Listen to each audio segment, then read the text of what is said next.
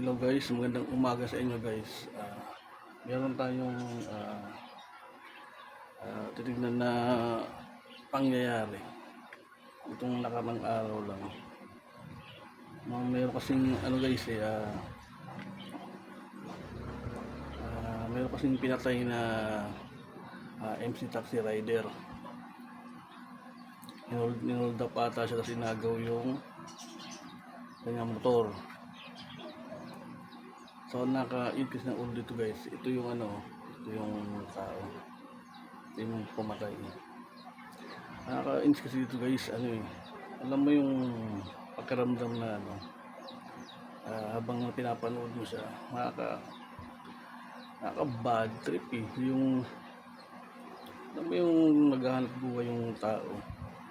Hirap kitain ng pera tapos biglang ganun gagawin sa'yo guys, no? Hold upin ka sa agawin yung motor. Masama niyan guys, masama niyan to guys. Papatayin ka pa. Hindi pa siya nakontento talaga guys, di ba? Hindi mo lang naisip na may pamilya yung may nag-iintay na pamilya sa bahay nila para maibigay yung pangailangan ng pamilya niya. Tapos nagpapakahirap magtrabaho para lang maibigay yung papakain niya yung pamilya niya guys. Tapos bilang ganun ang mangyayari guys, di ba? Hindi talaga mawala-wala yung mga ganitong klaseng tao, yung nakakapikon yung mga ganun. Ako guys, hindi ako naging MC taxi driver pero naging lalamove rider tayo dati guys. Ilang taon din ako naging lalamove rider nung pandemic. Ang hirap kumita ng pera guys. Marami yung bilad ka sa araw. Maulanan ka, traffic, usok, init, tapos minsan basta-basta nakakain kasi nga siyempre mas iisipin mo, mas uunahin mo yung magkaroon ka ng kita bago kumain. Kakain ka man, biskwit lang, tubig, yun guys. Kasi nga isipin mo yung kailangan may uwi ka sa bahay mo, sa abutin ka ng gabi, tapos may makukuha kang book na alam mo yung alanganin yung area na parang walang katao-tao, tapos ikaw lang isa, alam mo yun. Ang hirap ang hirap ng buhay ng MC taxi driver kasi yung buhay mo yung nakalagay dun sa peligro, lalo na kumikita ka. Kasi isipin ka agad ng mga walang yung mga na yan. Hindi ko alam kung anong pumasok sa isip ng mga hayop na yan, yung may pera kang dala plus yung motor. So guys, maraming tawag dito. Isipin yung maraming iba na lang dapat yung namatay. Maraming deserving na dapat mamatay. Hindi ko sinasabing guys kasi nakaka-bad trip Yung dami naman dyan magnanakaw. Yung magnanakaw na nagnanakaw ng kabad natin. Bakit hindi na lang yun ang hold upin nila, no? Hindi na lang yung saksakin nila, hindi na lang yung patayin nila, at yung kailangan pa yung mga ordinary yung MC taxi driver pa, no guys? Nakakainis to nakaka-bad trip yung mga ganito. Pag nakikita ko sa TV ito, sa balita, minsan sa Facebook, nakaka-bad trip yung makakita ng ganito, yung hold up, pinatay. Kawawa yung pamilya nito guys alam nyo ba yun guys? Kawawa pamilya nito, nakaka-bad trip dito, nakakainis. Pero parang laban ng swertihan na lang guys, parang ganun kung ma-hold up ka o hindi. Kung ma-hold up ka, malas. Kung hindi ka ma-hold up, swerte. Makauwi ka ng ligtas sa bahay mo, swerte. Kung madidisgrasya ka, mapapalarin ka, madisgrasya ka, o palarin ka ma-hold up, malas, diba guys? Pero hindi doon dapat ano yung hindi dapat doon binabase yung kasi dapat meron tayo yung dapat na tinatawag na police visibility pag gabi para sa mga MC taxi driver, sa mga delivery rider guys. Pero hindi nasusunod kasi yun guys hindi ko malamad, hirap na hirap silang ipatupad yun. Tapos yung CCTV camera nga tayo, puro sira naman, hindi naman gumagana. Kung may gumagana naman, nanonood lang yung mga watchman natin doon, nanonood lang, kaya tinitignan lang, di ba? Eh kung nakikita mo napapanood mo sa video na doon sa CCTV mismo na may hold up, dapat umaksyon ka na, di ba guys? Ngayon, anong gagawin ng pamilya nito? Paano ko yun nagtatrabaho? Siya lang nagtatrabaho mag-isa. Wala na. Patayin yung pamilya niya. Di ba, guys? Nakukuha ng pera yun.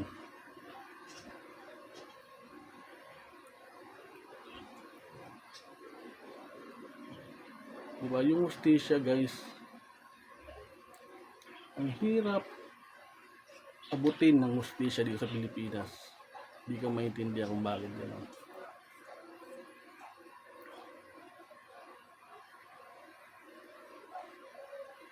Doon naman sa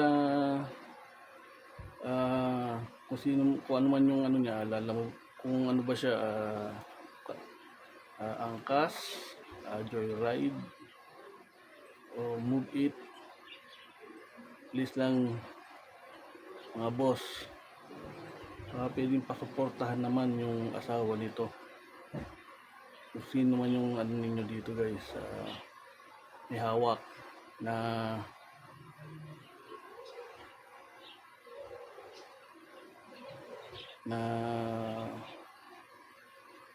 ako dito sa may MC taxi driver na guys kasi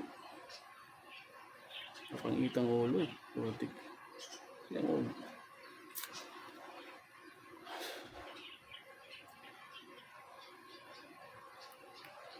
nakakabanas, nakakabwisit, nakakainis.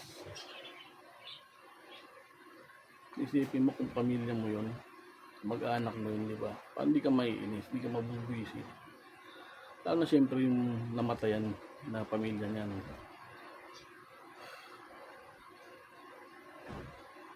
Yung sa naiwanan, condolence po sa inyo, sa pamilya niyo po.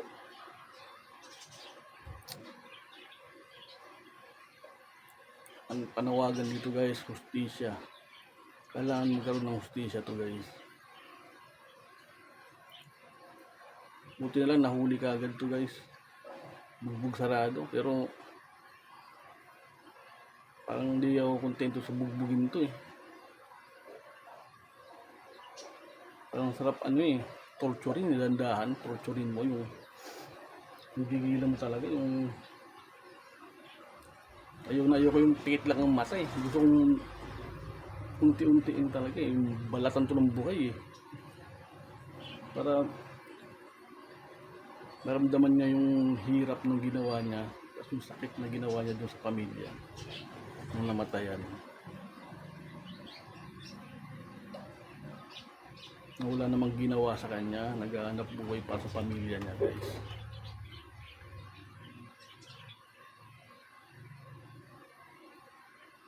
Yun guys, ang ko lang, panawagan ko, hustisya para sa kanya, para sa pamilya niya.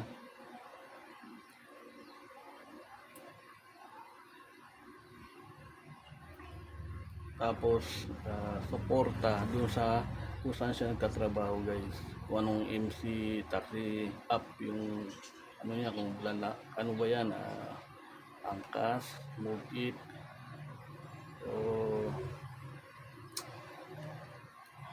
joyride. Dun sa mga riders natin, mga bossing, ingat-ingat palagi, ingat-ingatan yung sarili nyo kasi kung kayo lang yung katrabaho dun sa bahay nyo, katrabaho pa sa pamilya nyo, kawawa talaga ang pamilya nyo guys. So ingat tayo guys hanggat kayang iwasan. Ito naman sa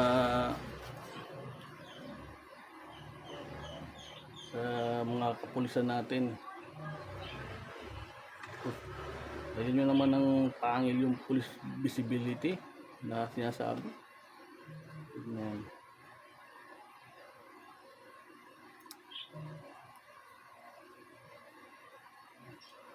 Tapos mga CCTV natin, hindi pa sira. Ayos yun naman, lalo sa mga barangay. Action guys, action tayo. Ito na nangyayari sa Pilipinas. Diyos ko. Hirap na ng buhay. Mamamatayan ka pa. Alam mo yung wala ka nang pera, hirap ka na kitain yung pera. Tapos, ikaw pa yung ma-hold up.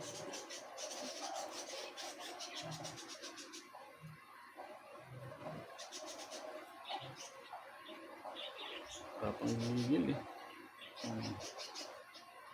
Walang masasabihin ko. Nakakainis ako eh.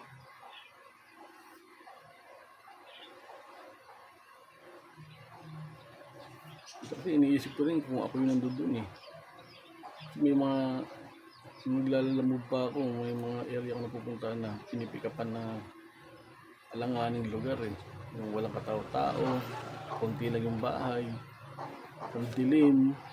May mga lugar kasi tayo na andidilim, sobrang dilim.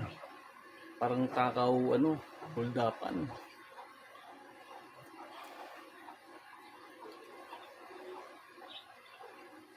Ito lang panawagan ko guys sa justisya. Guys, justisya lang para doon sa mga sa namatayan. Saka tulong, pinansyal.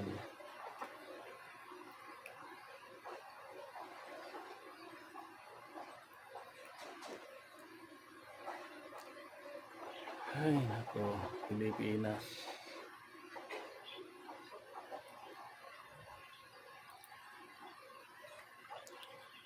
Ito lang tayo guys. Please guys, support my YouTube channel, Kuya Pits. Para marami pa tayong may upload na video katulad nito. Okay guys, maraming salamat sa inyo. God bless. Ingat palagi. Lalo sa mga umuwi ng gabi, madaling araw guys. Okay? Thank you.